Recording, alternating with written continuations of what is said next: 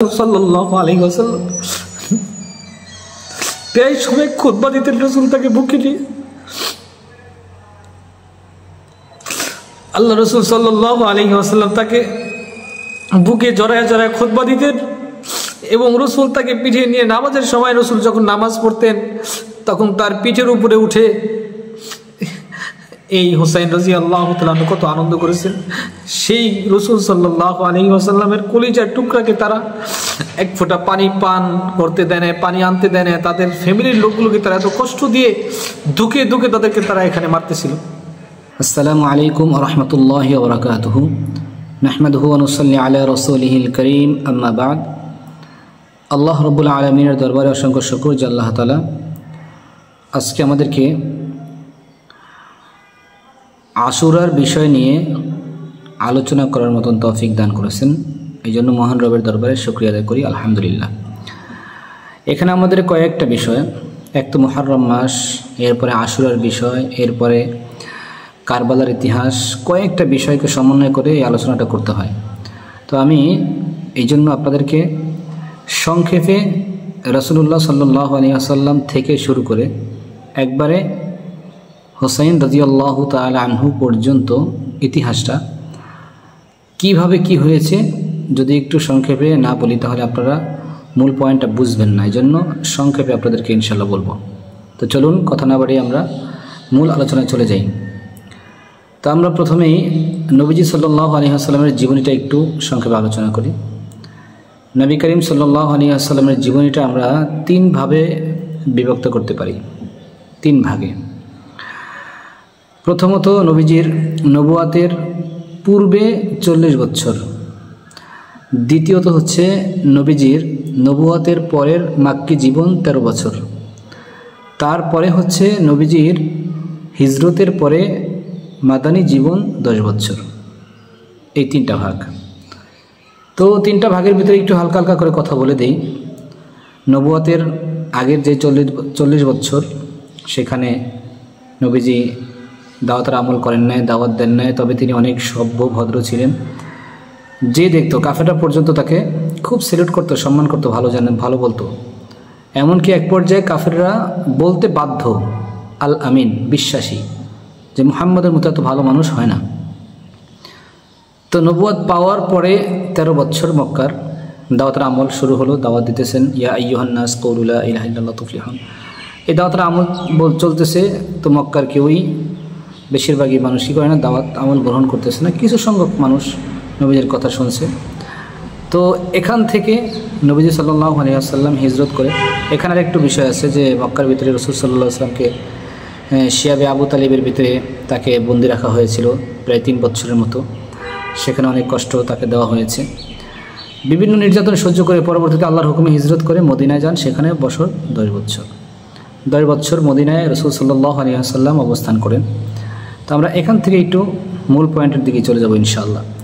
মদিনায় 10 বছর গিয়ে আল্লাহ রসুল ইসলামী হুকুমত কায়েমের জন্য তিনি নিজে লিখিতভাবে একটি নীতিমালা চালু করলেন। ইতিপূর্বে যত শাসকরা ছিলেন, সরকার ছিলেন, দেশ যারা পরিচালনা করছেন, সবাই মুখস্থ দেশ চালিয়েছেন। এই নবীজির মাধ্যমে আল্লাহ তাআলা সর্বপ্রথম লিখিত নীতিমালা, সংবিধান আল্লাহ তাআলা চালু করলেন। এরপরে নবী সাল্লাল্লাহু আলাইহি ওয়াসাল্লাম কাফেরদের বিরুদ্ধে মদিনায় 10 বছরে 66টা যুদ্ধ করেন। এর মধ্যে নবীজি নিজে সশরীরে 23টি যুদ্ধে অংশগ্রহণ করেছেন। বাকি 43টি যুদ্ধের ভিতরে নবীজি সাল্লাল্লাহু আলাইহি ওয়াসাল্লাম সৈন্য পাঠিয়েছেন, সাহাবা ইকরামদেরকে আমির নিযুক্ত করে পাঠিয়েছেন। এই যে সংক্ষেপে নবীজির 3টি ধাপ বললাম, নবীজি এই 3য় নম্বর ধাপে সরকার গঠন করলেন, নিজেই সরকার হয়েছেন, রাষ্ট্র পরিচালনা করছেন, আল্লাহ তাআলা এই দায়িত্ব দিয়েছেন। এরপরে যে যুদ্ধ বিগ্রহ সব হলো কোথায়? এই 10 বছরের ভিতরে। এখন কথা হলো, আল্লাহ রাসূল সাল্লাল্লাহু আলাইহি ওয়াসাল্লাম এই যে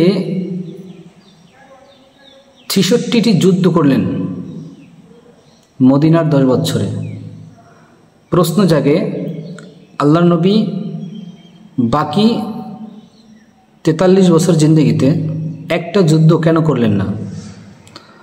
এটার সহজ একটি উত্তর হলো, যুদ্ধ নবীজি করেছিলেন সন্ত্রাসদের বিরুদ্ধে। আর একটা মানুষের জন্য সন্ত্রাস দমন করার দায়িত্ব হয় কখন? যখন সে একটা দেশের সরকার হয়। একটা দেশের সরকারের প্রতি তার দায়িত্ব আসে যে দেশের ভিতরে যে সন্ত্রাসগুলো আছে এগুলোকে দমন করতে হবে, প্রতিহত করতে হবে। তো আল্লাহর রসুল মাক্কি জীবন, নবুয়তের পরের যে 13 বছর এবং নবুয়তের আগের যে 40 বছর, এর মধ্যে তিনি সরকার হন নাই, আল্লাহ তাকে সরকার বানান নাই, যার ফলে যুদ্ধের কোনো প্রয়োজন ছিল না এবং তার প্রতি দায়িত্বও ছিল না সন্ত্রাসীদের প্রতিহত করা। সেই সুবাদে ওখানে কোনো যুদ্ধ হয় না। তো রসুল সাল্লাল্লাহু আলাইহি ওয়াসাল্লাম যুদ্ধ কেন করলেন? পরবর্তীতে ইসলামী হুকুমত কায়েমের জন্য, দ্বীনি হুকুমত কায়েমের জন্য, ইসলাম সমুন্নত করার জন্য আল্লাহর হুকুমে তিনি ইসলামী বিধানকে লিপিবদ্ধ করে সুন্দরভাবে দেশ পরিচালনা করার জন্য জিহাদ করেছেন। আর এই লিখিত সনদ যেটা, এটাকে বলা হয় মদিনা সনদ। এই মদিনা সনদে দেশ চলতে শুরু হলো। তো এই হলো রসুলের স্বল্প পরিসরে তার মোটামুটি এখানে আমাদের মুখ্য উদ্দেশ্য যতটুকু ততটুকু আমাদের এখানে বলা রসুলের ইতিহাস। রসুল সাল্লাল্লাহু আলাইহি ওয়াসাল্লাম চলে গেলেন ইন্তেকালের পরে। রসুল ইন্তেকাল করলেন 11 হিজরি। আমরা এই হিজরিগুলো একটু মনে রাখবো, তাহলে আমাদের এই সামনের বিষয়গুলো বুঝতে সহজ হবে। ইতিহাস কিন্তু পড়তে অনেক সময় লাগে এবং ইতিহাস বিশাল লম্বা চড়া থাকে। তার থেকে সারসংক্ষেপটা মানুষকে বুঝিয়ে বলাটা কিন্তু আল্লাহ পাকের তৌফিক না হলে সম্ভব নয়। আপনারা ইনশাল্লাহ ধৈর্য সহকারে শুনবেন পুরোটা, ইনশাল্লাহ আশা করি একেবারে শেষ পর্যন্ত কোনো আর আপনাদের এশকাল থাকবে না আশা করি। তো রসুল সাল্লাল্লাহু আলাইহি ওয়াসাল্লাম চলে গেলেন 11 হিজরি। যাওয়ার পরে এদিকে মদিনায় সমস্ত সাহাবায়ে কেরাম পরামর্শ করে হজরতে আবু বকর রাদিয়াল্লাহু তাআলা আনহুকে খলিফা নিযুক্ত করলেন। এটা আমরা সকলেই জানি। তিনিও ঠিক নবীজি যেইভাবে দেশ চালিয়েছেন ঠিক ওইভাবে চালিয়েছেন। তার ইন্তেকালের পরে হজরত ওমর রাদিয়াল্লাহু তাআলা আনহুকে খলিফার মুসনাদে বসানো হলো। তিনিও আবু বকর যেভাবে দেশ চালিয়েছেন, নবী যেভাবে চালিয়েছেন ওইভাবেই দেশ পরিচালনা করলেন। আমরা কিন্তু এখানে এই আবু বকর এবং ওমর এদের কোনো ইতিহাস বলবো না, তাহলে অনেক লম্বা হয়ে যাবে ভিডিওটা। আমরা শুধু এখানে আমাদের মূল পয়েন্ট তো সামনে, ঠিক আছে না? এই জন্য আমরা এগুলো বলে বলে ধারাবাহিকভাবে যাচ্ছি। আবু বকর তার খেলাফত চলে গেল, হজরতে ওমর তার খেলাফত চলে গেল। এরপরে আসছে কার খেলাফত? হজরতে উসমান রাদিয়াল্লাহু আনহু, 3 নম্বর। এখানে একটু আমাদের বিস্তারিত আলোচনা আছে। উসমান রাদিয়াল্লাহু তাআলা আনহু সুন্দরভাবে দেশ পরিচালনা করতেছেন, তবে তিনি একটু অনেক নম্র এবং ভদ্র মানুষ ছিলেন, যার ফলশ্রুতিতে তার প্রতি কিছু খারাপ এবং কিছু যাদেরকে বলা হয় ইসলাম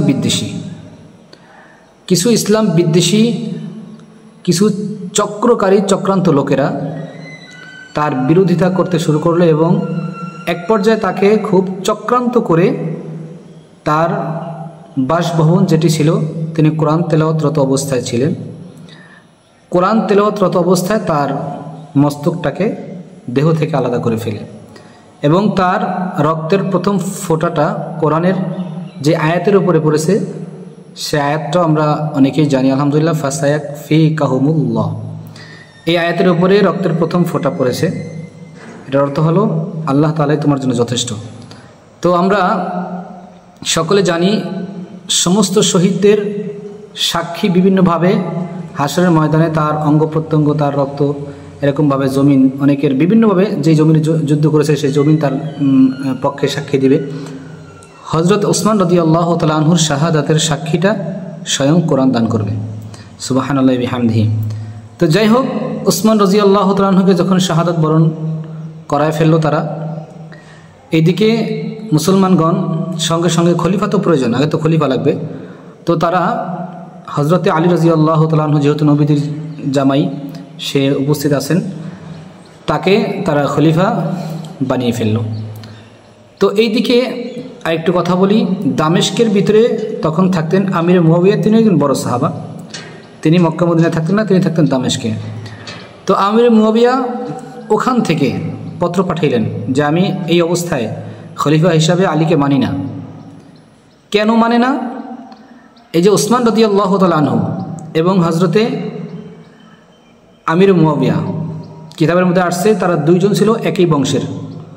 তো বংশে বংশে একটা টান আছে, একটা কথা আছে না? তো এই একই বংশে হওয়ার কারণে আমির মুয়াবিয়া বলতেছে যে সবার আগে উসমান হত্যার বিচার হতে হবে, তারপরে খেলাফতের অবস্থা। আর এই দিকে সাহাবায়ে কেরাম এবং আলী সবার কথা হলো যে দেশে যদি কোনো খলিফা না থাকে তাহলে দেশ তো বিশৃঙ্খলা হয়ে যাবে, তো দেশের মধ্যে বিশৃঙ্খলা বেড়ে যাবে, আগে একজন খলিফা প্রয়োজন। তো বড় বড় সাহাবায়ে কেরাম মিলে হযরত আলীকে যখন খলিফা বানিয়ে ফেলেছেন, তো তিনিও নির্দ্বিধায় খলিফা হিসেবে বিবেচিত হয়ে তিনি রাষ্ট্রের কার্যক্রম শুরু করতেছিলেন। এর মধ্যেই আমির মুয়াবিয়া যে কয়েকজন লোক পাঠাইছেন তার কাছে। তো তারা এসে বলে যে আমির মুয়াবিয়া আপনাকে খলিফা হিসেবে মানে না, এবং সে বলেছে আপনাকে উসমান হত্যার বিচার করার জন্য। তো হযরতে আলী একটা সুন্দর কথা বলছেন, ঠিক আছে ওসমান হত্যার বিচার তো আমিও চাই, হ্যাঁ আমি কি তার বিরুদ্ধে নাকি? তবে কোনো দলিল প্রমাণ যদি না পাওয়া যায়, কোনো সাক্ষী যদি না পাওয়া যায়, আমি কিভাবে বিচার করব? আপনারা সাক্ষী দেন, আমি বিচার করব। এই কথাটা বলাতে এই আমিরে মুয়াবিয়ার পক্ষ থেকে যে লোকগুলো এসেছিল তারা ক্ষিপ্ত হয়ে গেল। মানে তারা এখানে তার সাথে ভালো মন্দ কোনো কথা না বলে তারা চুপি ইশারে চলে গেছে, গিয়ে একটা মুনাফিকি করলো। আমিরে মুয়াবিয়াকে গিয়ে বলে, আপনি আমাদেরকে পাঠাইলেন উসমান হত্যার বিচারের দাবি আমরা যেন জানাইলাম আলীকে, কিন্তু আলী এই ব্যাপারে কোনো ভুরুক্ষেপই করলেন না। আরে উসমানকে চক্রান্ত করে আলী মনে হত্যা করেছে, নাউজুবিল্লাহ। চিন্তা করেন কত বড় কথা। আর না হয় সে এরকম করবে কেন, এরকম করে বলতেছে। তো আমির মুয়াবিয়া রাদিয়াল্লাহু আনহু তখন তিনিও ক্ষিপ্ত হয়ে গেলেন যে আসলেই তো বিচার কার্য তিনি দেরি করবেন কেন, তিনি আসলে কিন্তু মূল বিষয়টা কিন্তু আমির মুয়াবিয়া ভালো করে বুঝতে পারে না, শুধু তাদের কথা শুনে না। এই যেই লোকগুলো মুনাফিকি করলো, এদের কথাগুলো শুনে তিনি একটা বাহিনী তৈরি করে ফেলেন। কারণ যে যেখানে থাকে তার জনপ্রিয় লোক কিছু আছেন, অবশ্যই আছে। তো সেখানে দামেস্ক থেকে তিনি একদল লোক নিয়ে হযরতে আলীর বিরুদ্ধে যুদ্ধের ঘোষণা দিলেন। এই যুদ্ধটির নাম হলো সিফফিনের যুদ্ধ। 37 হিজরিতে এই যুদ্ধটি সংগঠন হয়। তো এই যুদ্ধের এক বছর আগে আরেকটা যুদ্ধ হয়েছিল, জঙ্গে জামাল, উট নিয়ে যে যুদ্ধটা আর কি, উট নিয়ে যে যুদ্ধটা হয়েছিল জঙ্গে জামাল, এটা 36 হিজরিতে। আর 37 হিজরিতে যেটা হয়েছে এটা হচ্ছে আলী এবং হযরতে মুয়াবিয়া, এই দুই পক্ষ। মাঝখানে ইস্যুটা কী ছিল? ইস্যুটা ছিল ওসমান হত্যার বিচার কেন করা হয় না, এই নিয়ে দুই পক্ষ যুদ্ধটার নাম কি হলো? সিফফিনের যুদ্ধ। তো 3 দিন যাবৎ যুদ্ধ। চিন্তা করেন কি পরিমাণ মুসলমান যুদ্ধ করতেছে, কি একটা আজীব দিনের ভিতরে কি চলে আসছে। তো এখন যুদ্ধ চলমান অবস্থায় এখান থেকে তৃতীয় পক্ষ একদল বের হয়ে গেল। তারা বলল যে দেখো, এখানে আবার বিশেষ করে এই তৃতীয় পক্ষের ভিতরে দুইজন বড় বড় সাহাবা ছিল, হযরতে আমর ইবনুল আস রাদিয়াল্লাহু তাআলা আনহু এবং আবু মুসা আশআরী রাদিয়াল্লাহু তাআলা আনহু। এদের সাথে আরও অনেক সাহাবায়ে কেরাম ছিলেন, প্রসিদ্ধ বড় দুজন সাহাবা।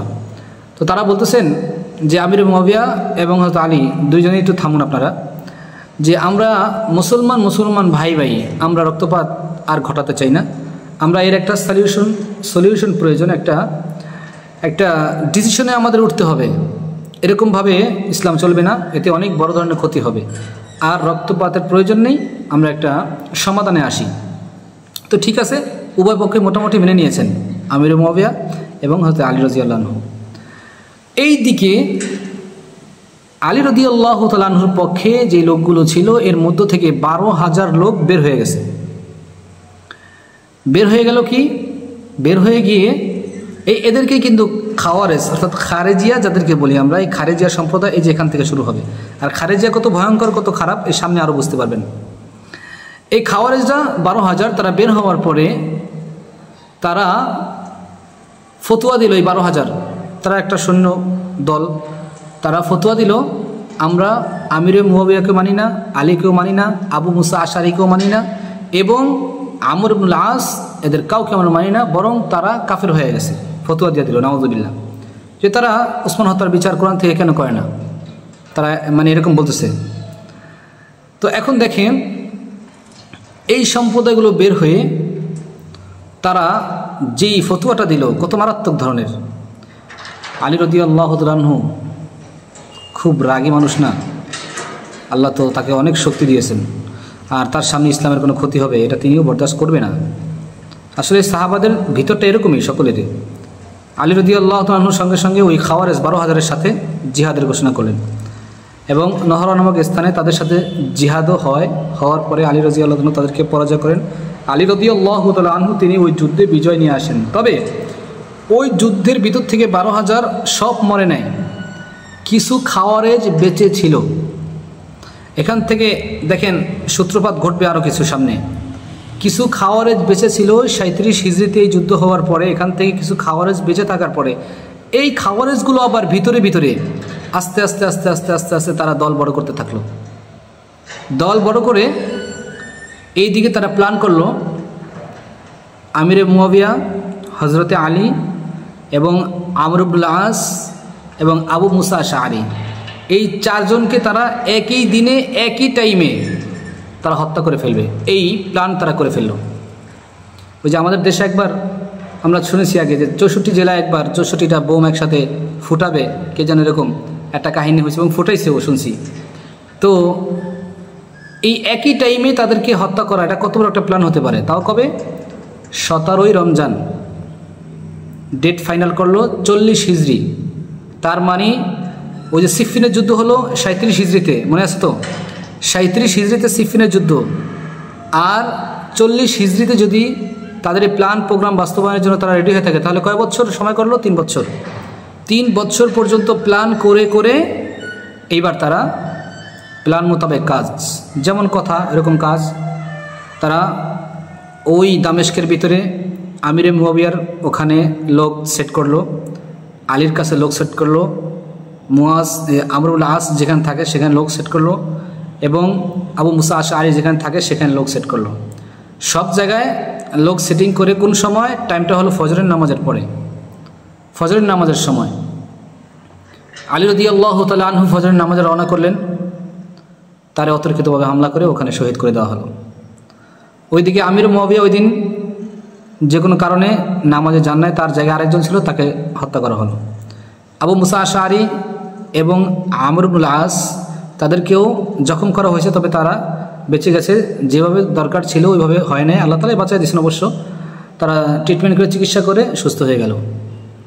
সুস্থ হওয়ার পরে এখন এই দিকে যখন মদিনায় রোল পড়ে গেল, আলী রাদিয়াল্লাহু তাআলা আনহু নাই, খলিফা নেই আমাদের, এই জায়গার লোকগুলোর সঙ্গে সঙ্গে আবার খলিফা হিসাবে হজরতে হাসান রাদিয়াল্লাহু তাআলা আনহু, হোসাইন না কিন্তু হাসান রাদিয়াল্লাহু তাআলা আনহু, ওনাকে খলিফা বানিয়ে দিলেন। এখানে একটা বিষয় স্পষ্ট করে নিই, সেটা হলো আমরা কিন্তু আমাদের মূল খলিফার যে দায়িত্বগুলো আছে, নবীর পরে 4 খলিফা, এবং এরপরে সাধারণত আমরা হোসাইন রাদিয়াল্লাহু আনহুর কথাটা আমরা কারবালার ইতিহাস থাকার কারণে আমরা অনেকে এই বিষয়টা একটু জানি বেশি, কিন্তু মাঝখানে হাসানের ব্যাপারটা কিন্তু অনেকে জানে না এবং ইতিহাসে ওটা আনে নাই। না আনার কারণটা হলো হাসান রাদিয়াল্লাহু আনহু মূলত মাত্র 6 মাসের জন্য ছিলেন। তো এই ইতিহাসবিদ যারা তারা বলে যে এই অল্প দিনের জন্য তিনি থাকার কারণে তাকে নামটা ওইভাবে করে আনা হয় না, কিন্তু তিনি খলিফা ছিলেন। হ্যাঁ, এবং আল্লাহ রসুল সাল্লাল্লাহু আলাইহি ওয়াসাল্লাম ভবিষ্যৎবাণী করে গেছেন যে আমার 2 নাতি হাসান হোসাইনের ভিতরে হাসানের মাধ্যমে আল্লাহ তাআলা মুসলমানকে আবার ঐক্যবদ্ধ করবেন। আর ঠিক তাই হয়েছে। দেখেন, আলী রাদিয়াল্লাহু তাআলা আনহুর ইন্তেকালের পরে হাসান রাদিয়াল্লাহু তাআলা আনহুকে সবাই খলিফা বানিয়ে দিলেন। ওইদিকে আমির মুয়াবিয়া কিন্তু মানতেছে না, তো এইদিকে হাসান রাদিয়াল্লাহু তাআলা খলিফা হয়ে গেলেন। ভিতরে ভিতরে ওই যে খাওয়ারেজ গোষ্ঠী 14,000 বের হয়ে গেছিলো, তাদের সাথে যে আলী রাদিয়াল্লাহু যুদ্ধ করেছেন, কিছু বেঁচে গেছে, তাদের মধ্যে যে গোষ্ঠীগুলো আছে যে এইভাবে যে মারা হইলো, এই সন্ত্রাস বাহিনীগুলো ভিতরে ভিতরে কিন্তু ওরা ওদের মিশন চালু করতেছে। 6 মাসের মাথায় দেখেন এই খাওয়ারেজের গোষ্ঠীগুলো এরা করছে কি, বিষ প্রয়োগ করে হজরতে হাসান রাদিয়াল্লাহু তাআলা আনহুকে শাহাদাতের পেয়ালা পান করায় দিল। হাসান রাদিয়াল্লাহু তাআলা আনহু শাহাদাত বরণ করলেন। এর পরবর্তীতে মক্কা মদিনায় এবার হোসাইন রাদিয়াল্লাহু তাআলা আনহুকে সবাই খলিফা বানিয়ে দিলেন। এখান থেকে আবার একটু দেখেন, এই যে মাঝখানে যে হাসান রাদিয়াল্লাহু তাআলা আনহু যখন খলিফা হলেন 6 মাসের ভিতরে, একটু কথা বাকি আছে। হাসান রাদিয়াল্লাহু তাআলা যখন খলিফা হয়েছিলেন তো হওয়ার পরে তিনি যখন দেখেন যে আমিরে মুয়াবিয়ার একটি দল এবং হাসান রাদিয়াল্লাহু তাআলাকে যারা মানতেছে মক্কা মদিনায় তাদের একটা দল, তাই দল কেমন দুইটা, মুসলমান একটু বিভক্তি হয়ে যাচ্ছে। তো তিনি এখানে একত্র করার জন্য এবং মুসলমানকে এক করার জন্য, যে রসুল যে কথা বলছেন আমার হাসানের মাধ্যমে আল্লাহ তাআলা মুসলমানকে এক করে দিবেন, সেই কথার আমল হতেছে। হাসান রাদিয়াল্লাহু তাআলা নিজের স্বেচ্ছায় তার আমিরের যে দায়িত্বটা আছে এটা তিনি আমিরে মুয়াবিয়াকে দিয়ে আসছেন, যে আমি খেলাফতের দায়িত্ব পালন করবো না, ধরো খেলাফতের দায়িত্ব তোমাকে দিলাম, তুমি ভালো মতো দেশ চালাও। তো এরপরে 6 মাসের মাথা তাকে আবার খাওয়ারেজরা হত্যা করে ফেলে, শহীদ করে ফেলে। তারপরে হুসাইন রাদিয়াল্লাহু তাআলা আনহু খলিফা হন। খলিফা হওয়ার পরে এই হলো আমাদের মূল পয়েন্ট। এই টানেল কিন্তু এখান থেকে শুরু হবে। এখন কিন্তু খুব এই এতক্ষণ পিছনে এতগুলো বললাম, একটু সুন্দর করে সাজা আনলাম, ইসলামের ইতিহাসটা যেন সম্পূর্ণ আমাদের মনে থাকে এই কারণে। আর এখন থেকে আমাদের মূল বিষয়টা শুরু হবে। হুসাইন রাদিয়াল্লাহু তাআলা আনহু যখন খলিফা হলেন, তো খলিফা হওয়ার পরে কুফা থেকে হুসাইন রাদিয়াল্লাহু তাআলা আনহুর কাছে অনেক চিঠি আসতে থাকে। কুফা, দামেস্ক, ওই জায়গা থেকে অনেক চিঠি আসতে থাকে। কারণ দামেস্কে কেটা আমিরে মুয়াবিয়া ছিল। আমিরে মুয়াবিয়া যখনই হাসান রাদিয়াল্লাহু তাআলা ইন্তেকাল করলেন, তো এরপরে আমিরে মুয়াবিয়া রাদিয়াল্লাহু তাআলা আনহু উনি আবার 60 হিজরিতে ইন্তেকাল করলেন। 60 হিজরি 4 রজব, 60 হিজরির 4 রজবে আমিরে মুয়াবিয়া রাদিয়াল্লাহু তাআলা আনহু ইন্তেকাল করেন। ইন্তেকালের পরে তার ছেলে ইয়াজিদ ছিল আবার একটু দূরবর্তী এলাকায়। তিনি এসে তার বাবাকে পায় নাই, তার বাবাকে দাফন টাফন সবকে হয়ে গেছে। তবে তার বাবা আমিরে মুয়াবিয়া তিনি ঘোষণা দিয়ে গিয়েছিলেন যে আমার পরবর্তীতে খলিফা হবে আমার ছেলে ইয়াজিদ। কিন্তু এই বিষয়টা মক্কা মদিনার কোনো বড় বড় সাহাবা ইকরাম মানতে পারতেছেন না, যে যেখানে বড় বড় সাহাবা ইকরাম উপস্থিত আছেন, নবীর নাতি হুসাইন উপস্থিত আছেন, সেখানে আমিরে মুয়াবিয়ার ছেলে ইয়াজিদকে কীভাবে বানানো হয়, এটা তারা মানতে পারতেছেন না। তো কেমন যেন একটু দুই দল। ওইদিকে ইতিহাসবিদ লিখেছেন আমিরে মুয়াবিয়ার যে ছেলে ইয়াজিদ, সে রাষ্ট্র ক্ষমতায় আসার আগে তার আমল আখলাক ভালো ছিল। যেই রাষ্ট্র ক্ষমতায় এসেছে সমস্ত আমল আখলাক পরিবর্তন, নামাজ কালাম যা আছে ইত্যাদি সব ছেড়ে দিয়ে সে এখন গান বাজনার মতো, এক কথায় হারাম কাজে সে এখন লিপ্ত হয়ে গেছে, ইসলামকে এখন অন্যভাবে নিতেছে। তো এই দিকে হুসাইন রাদিয়াল্লাহু আনহুর কথা হলো আমি জীবিত থাকতে ইসলামের ক্ষতি হবে, এটা আমি মানতে পারি না। আর আরেকটা হলো তিনি কয়েকটা বিষয় ফলো করছেন। একটা হলো তিনি কিন্তু মূলত খলিফা হবেন, রাজা হবেন, বাদশাহ হবেন, এরকম তার কোনো টার্গেট না। তার কয়েকটা বিষয় মাথায় আসছে। একটা হলো যে বাপের ছেলে আবার রাজা হওয়া, বাপের ছেলে রাজা, এরকম যদি একটা বিষয় চালু থাকে তাহলে এটাকে রাজতন্ত্র বলা হয়, এটা করা যাবে না, ইসলামে এটা সাপোর্ট করে না। বাপের ছেলেই সে অযোগ্য হলেও তাকে বানিয়ে দেওয়া হবে এরকম না, যোগ্য যে থাকে যেই হোক তাকেই বানানো হবে। এখন বাপের ছেলে তার ছেলে এরকম তো একটা প্রথা চালু থাকলে মুশকিল। তো তার মাথায় একটা বিষয় আসলো, বাপের ছেলেই রাজা হবে এরকমটা যেন না হয়, যোগ্য ব্যক্তি রাজা হবে একটা। 2 নম্বর হলো এই যে হাজার হাজার চিঠি আসতেছে, তো ওই চিঠিগুলো কেন দিতেছে, আমি যদি ওখানে না যাই না বুঝি তাহলে মানুষগুলো আমার প্রতি একটা খারাপ ধারণা করবে যে তিনি মনে তাহলে ক্ষমতা লোভে ওখানে শুধু ওই ক্ষমতা নিয়ে বসে আছে, আমাদেরকে তা কোনো মূল্যায়ন করতেছে না, এরকম একটা ধারণা যেন না করে, এই একটা বিষয়। আর আরেকটা হলো ইয়াজিদ বর্তমানে যে সমস্ত কুকর্মগুলো করতেছে এগুলোকে এমনি ফিরানো যায়, তার সাথে বৈঠক করা হবে, তার সাথে পরামর্শ করা হবে। এই বিষয়ে এই 3টা বিষয় মাথায় নিয়ে তিনি চিন্তা করতেছেন এত চিঠি যেহেতু আসতেছে তাহলে আমি একটু কুফাবাসের দিকে যাব কি যাব না। তো একদিন তিনি মদিনা থেকে মক্কা রওনা করতেছেন আহলে বায়তের সদস্যদেরকে নিয়ে।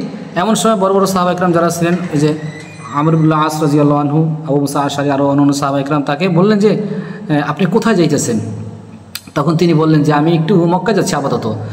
দেখেন আপনি আবার কিন্তু কুফার দিকে রওনা করেন না, আপনার আব্বুকে আপনার বাবাকে হযরত আলীকে এই কুফাবাসী যেভাবে চক্রান্ত করে মেরেছে আপনাকেও কিন্তু সেটাই করবে, আপনি আবার ওদিকে রওনা হন না। তো বলছি ঠিক আছে আমি আপাতত মক্কায় যাই তারপরে দেখি। তো তিনি মক্কায় আসলেন, আসার পরে দেখে যে একাধিক চিঠি আসতেছে। এখন তিনি কী করবেন? তিনি এখন চিন্তা করেন যে এই কুফাবাসী যে কথাগুলো বলতেছে এটা কতটুকু সত্যায়িত। তাই তিনি তার আপন চাচাতো ভাই মুসলিম ইবনে আকিলকে তিনি দূত হিসাবে ওই কুফা এলাকায় পাঠাইলেন। সেখানে পাঠানোর পরে ওখানে যাওয়ার পরে এবার তিনি এলাকা পর্যবেক্ষণ করে খবরটা হোসেন রাদিয়াল্লাহু আনহুকে জানাবেন। তো তিনি সেখানে গেলেন, যাওয়ার পরে এলাকায় যাওয়ার পরে ওনাকে দেখে, ওনাকে তো চিনি ফেলেছে, ওনাকে পরিচয় দেওয়ার পরে সঙ্গে সঙ্গে 12,000-এর মতো লোক তার হাতে অলরেডি বায়াত হয়ে গেছে। তো অবস্থাটা এরকম। আবার অপরদিকে আমিরে মুয়াবিয়ারও ক্ষমতায় যে অনেক পাকাপোক্তা, এটাও তিনি বুঝতে পেরেছেন, কিছুটা আজ করেছেন। তো এখন তিনি দেখলেন যেহেতু মুসলমান অনেকেই হজরতে হোসাইনের হাতে, বেশিরভাগই হোসাইনের হাতে বায়াত গ্রহণ করতে চায়, এই জন্য তিনি সঙ্গে সঙ্গে অন্য আর কোনো বিবেচনা না করে তিনি একটা চিঠি লিখলেন যে আপনি আসতে পারেন, হোসেন রাদিয়াল্লাহু আসার জন্য বলেন, চিঠি পাঠিয়ে দিয়েছে। এই দিকে এই খবর চলে গেল আমির মুআবিয়ার কাছে। তিনি খবরটা পাওয়ার পরে সঙ্গে সঙ্গে সৈন্য পাঠিয়ে দিল, সৈন্যদলকে পাঠিয়ে দিয়ে গ্রেফতার করলো মুসলিম ইবনে আকিলকে।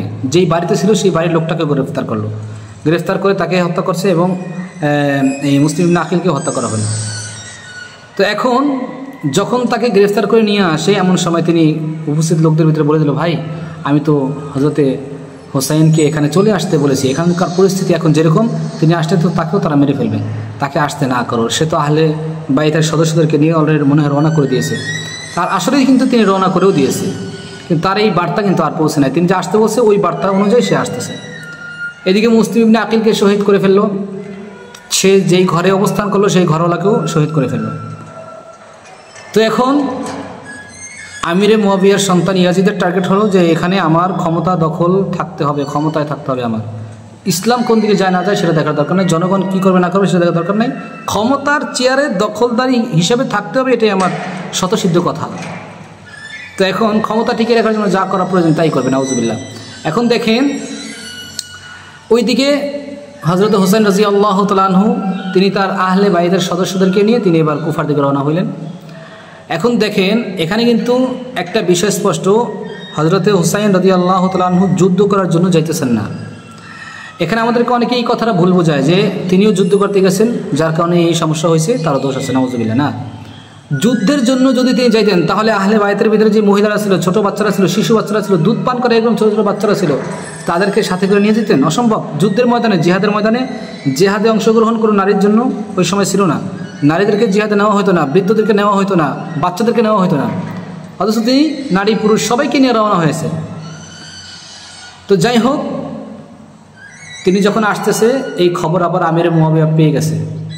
পাওয়ার পরে তিনি 4000 একটা সৈন্যবাহিনী পাঠিয়ে দিলেন, তাড়াতাড়ি যাও, সে যেন আমার দেশের ভিতরে প্রবেশ করতে না পারে। তো এইদিকে 4000 বাহিনী ইয়াজিদের তারা শাসা করে আসতেছে। ওইদিকে হযরতে হুসাইন রাদিয়াল্লাহু তাআলা আনহু আহলে বাইতের সদস্যদেরকে নিয়ে আসতে আসতে এই ফুরাত নদীর কিনারায় কারবালা প্রান্তরে চলে আসছে। কারবালা প্রান্তরে আসার পরে এই জায়গায় আইসা ওই 4000 সৈন্য ইয়াজিদের পক্ষ থেকে আইসা তাদেরকে ব্রিগেড দিল, আটকে ফেলাইল। আটকে রাখার পরে বলতেছে তোমাদেরকে এখান থেকে কোথাও যেতে দেওয়া হবে না, ছাড় দেওয়া হবে না, তোমাদের সাথে যুদ্ধ করা হবে। ইন্নালিল্লাহ। হুসাইন রাদিয়াল্লাহু তাআলা আনহু বলে আমি তো আসছিলাম একটা সলিউশন করার জন্য, আমি তো আসলাম এই খবরে, আর তোমরা যেটা ভাবতেছো আমি যুদ্ধের জন্য আসি নাই। কেন? তুমি যুদ্ধের জন্য আসছো। চিন্তা করেন, এদের মধ্যে একটা ছিল সীমার, এটা সবচেয়ে বড় বেয়াদব ছিল, এখন যুদ্ধ করবে। আহা, তাদেরকে অবরুদ্ধ করে রেখেছে নবীর বংশের লোকগুলোকে, কতটা কষ্ট দিয়েছে এই জায়গায় তারা। তাদেরকে ফুরাত নদী থেকে একটু পানি এনে পান করতেও দেয় না। হুসাইন রাদিয়াল্লাহু তাআলা আনহু কান্না করতে স্যার বলতেছে, ভাই তোমরা মুসলমান, আমরা মুসলমান, কি বলো তোমাদের সাথে আমাদের কিসের যুদ্ধ? আহারে, আমাদের এখানে আহলে বাইতের সদস্যরা, নবীর পরিবারের লোকগুলো না খেয়ে খেয়ে মরতেছে, আমরা হালকা পাতলা খাবার নিয়ে আসি, সেগুলো শেষ হয়ে গেছে, পানিটা পর্যন্ত এখন আমাদের কাছে নেই। আরে ভাই, একটু পানির জন্য আমাদেরকে ফুরাত নদীতে যেতে দাও। আমাদের ছোট ছোট বাচ্চারা মায়ের কোলের দুধ পান করতে পারতেছে না, আমাদের বাচ্চাগুলো মায়ের বুকের দুধ পান করতে পারতেছে না, মায়ের বুকের দুধ শুকিয়ে গেছে, কিছু না খেতে না খেতে আমাদের বাচ্চাগুলো ধুকে ধুকে মারা যাইতেছে। আমাদের বাচ্চাগুলোকে এক ফোঁটা পানি পান করাবো। ভাই ভাই, একটু আমাকে তোমরা ফুরাত নদী থেকে একটু পানি এনে আমাদের বাচ্চার মুখে, আমাদের স্ত্রীদের মুখে, বুড়া বয়োবৃদ্ধ যারা আছে তাদের মুখে একটু পানি পান করাতে দাও। ওই পাষণ্ড লোকগুলো এতটা পাষণ্ড ছিল যে তারা এক ফোঁটা পানি পর্যন্ত আমার নবীর বংশের লোকগুলোকে পান করতে দেয় না। এতটা কষ্ট দিয়েছে আমার নবীর বংশের লোকগুলোকে এই সন্ত্রাস বাহিনীগুলো। কতটা পাষণ্ড হলে মানুষ এই কাজ করতে পারে, যেখানে নবীর বংশের লোকগুলো, স্বয়ং নবীর নাতি হুসাইন রাদিয়াল্লাহু তাআলা আনহু, যাকে আল্লাহ রাসূল সাল্লাল্লাহু আলাইহি ওয়াসাল্লাম এই সময় খুতবা দিতেন, রাসূল তাকে বুকে নিয়ে, আল্লাহ রাসূল সাল্লাল্লাহু আলাইহি ওয়াসাল্লাম তাকে বুকে জড়ায় জড়ায় খুতবা দিতেন এবং রাসূল তাকে পিঠে নিয়ে নামাজের সময়, রাসূল যখন নামাজ পড়তেন তখন তার পিঠের উপরে উঠে এই হুসাইন রাদিয়াল্লাহু তাআলা আনহু কত আনন্দ করেছেন। সেই রাসূল সাল্লাল্লাহু আলাইহি ওয়াসাল্লামের কলিজার টুকরাকে তারা এক ফোঁটা পানি পান করতে দেয় না, পানি আনতে দেয় না। তাদের ফ্যামিলির লোকগুলোকে তারা এত কষ্ট দিয়ে ধুকে ধুকে তাদেরকে তারা এখানে মারতেছিল। কত বড় বেঈমান, কত বড় পাষণ্ড হলে এই কাজগুলো করতে পারে।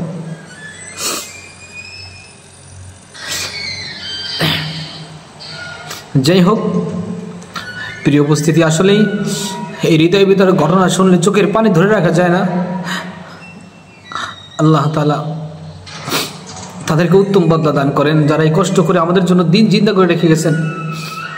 তো যাই হোক,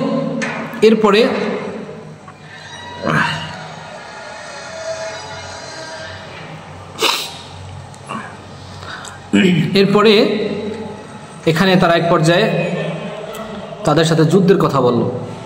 হযরত হুসাইন রাদিয়াল্লাহু তাআলা আনহু বললেন, দেখো আমরা যুদ্ধ করার জন্য আসি নাই। হুসাইন রাদিয়াল্লাহু তাআলা আনহু তিনটি প্রস্তাব রাখলেন যুক্তিযুক্তভাবে, যে এক নম্বর হলো আমাকে তোমরা ওই ইয়াজিদের সাথে একটু কথা বলতে দাও, আমি তার সাথে একটু পরামর্শ করে নিই, যেতে দাও তার কাছে। অথবা আমাকে কোনো কাফের সম্প্রদায়ের কাছে পাঠিয়ে দাও, সেখানে কাফেরদের সাথে আমি যুদ্ধ করি, মুসলমানদের সাথে আমি যুদ্ধ করব না। অথবা আমার দেশ মদিনা, আমাকে মদিনায় যাওয়ার ব্যবস্থা করে দাও।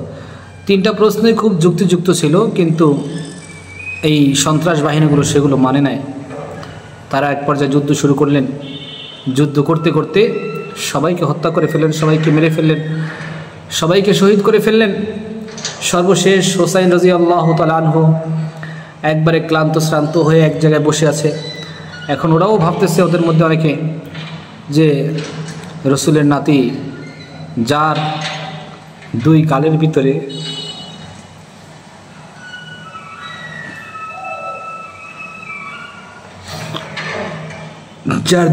ভিতরে নবীজি সাল্লাল্লাহু আলাইহি ওয়াসাল্লামের ঠোঁট মোবারক লেগেছে, নবীজি চুমু দিয়েছেন যে হুসাইনের গালের ভিতরে, চেহারার ভিতরে, মুখের ভিতরে।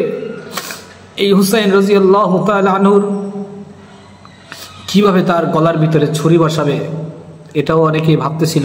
আসলে ওদের ভিতরে তো আবার সবাই খারাপ না, কিছু তো দু একটা তো ভালো আছে, মনজিদে ভালো, কিন্তু তাদের ভিতরে পাষণ্ড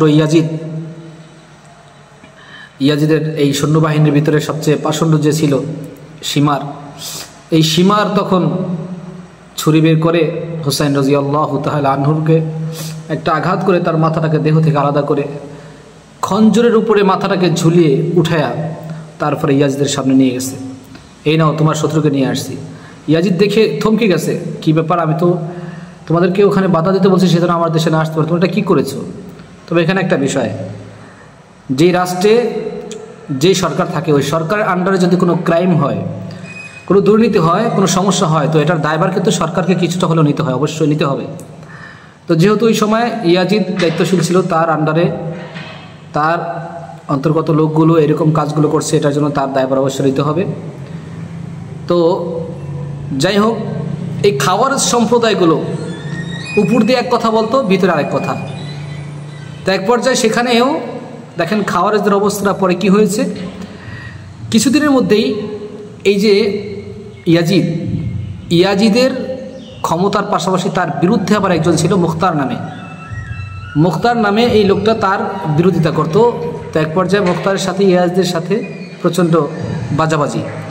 মুখতার ইয়াজিদকে ধরে টুকরো টুকরো টুকরো করে ফেলাইল, খতম, শেষ ইয়াজিদ।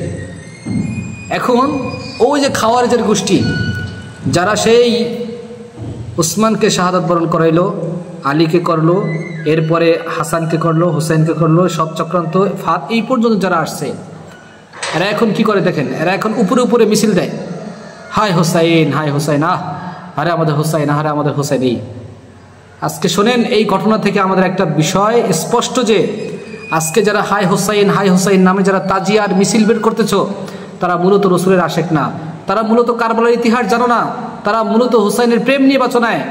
হুসাইন রাদিয়াল্লাহু তাআলা ইতিহাসের সাথে এই হাই হুসাইন কোনো সম্পর্ক নাই।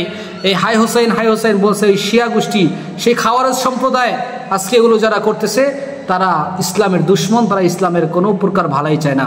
আপনি আজকে 10 মুহররম আশুরা সম্পর্কে যদি আপনার কোনো আমল করতে হয়, রসুল যেটা শিখিয়েছেন 1450 বছর আগে আল্লাহ রসুল সাল্লাল্লাহু আলাইহি ওয়াসাল্লাম একদিন মদিনায় গিয়েছেন, যাওয়ার পরে দেখে যে ইহুদিরা ওই জায়গায় রোজা রাখতেছে। রসুল জিজ্ঞেস করলেন, তোমরা কেন রোজা রাখতেছো? বলছে, এই দিনে, এই 10 মুহররম, এই দিনে, আশুরার দিনে আল্লাহ তাআলা মুসা নবীকে ফেরাউনের হাত থেকে আল্লাহ তাআলা পরিত্রাণ দিয়েছিলেন, এই জন্য আমরা শুকরিয়া তার রোজা রাখি। নবীজি বলেছিলেন, আরে নবী হিসাবে তো মুসা আমার সবচেয়ে কাছের, তাহলে আমিও তার জন্য রোজা রাখবো। নবীজি তার জন্য সেই দিনে 10 মুহররমে একটা রোজা রেখে সুন্নত আদায় করেছেন এবং সাহাবায়ে কেরামদেরকে বলেছেন, যদি আমি আগামী বছর বেঁচে থাকি, ওই ইহুদিদের সাথে যেন মিল না হয়, তাহলে আমি আরেকটা রোজা রাখবো। তার মানে 9, 10 অথবা 10, 11 দুইটা রোজা রাখার কথা নবীজি বলেছেন। তাইলে আমরা আশুরা থেকে ইতিহাস পাই এটা যে আল্লাহ রসুল সাল্লাল্লাহু আলাইহি ওয়াসাল্লাম বলে গেছেন, আল্লাহ রসুল জানিয়ে গেছেন যে তোমরা এই আশুরা উপলক্ষে 2টা রোজা রাখো। রোজার আমল পাই, কান্নাকাটির, তাদের জন্য দোয়ার আমল পাই, কিন্তু তাদের জন্য তাজিয়া মিছিল, রক্তক্ষরণ করা, তাদের জন্য হাই হোসেন বলা, এরকম চিল্লাফাল্লা করা আর খিচুড়ির আয়োজন করা, এগুলো তো ইসলামে নেই। এগুলো কোত্থেকে আমরা আনলাম? এই জন্য আল্লাহ পাক যেন ইতিহাস থেকে আমাদেরকে সহি সমঝ দান করেন এবং আল্লাহ পাক যেন আমাদেরকে মূল ইতিহাসগুলো জেনে শুনে এর প্রতি আমল করার তৌফিক দান করেন। ওমা তৌফিক ইল্লা বিল্লাহ। আসসালামু আলাইকুম ওয়া রাহমাতুল্লাহি ওয়া বারাকাতুহু।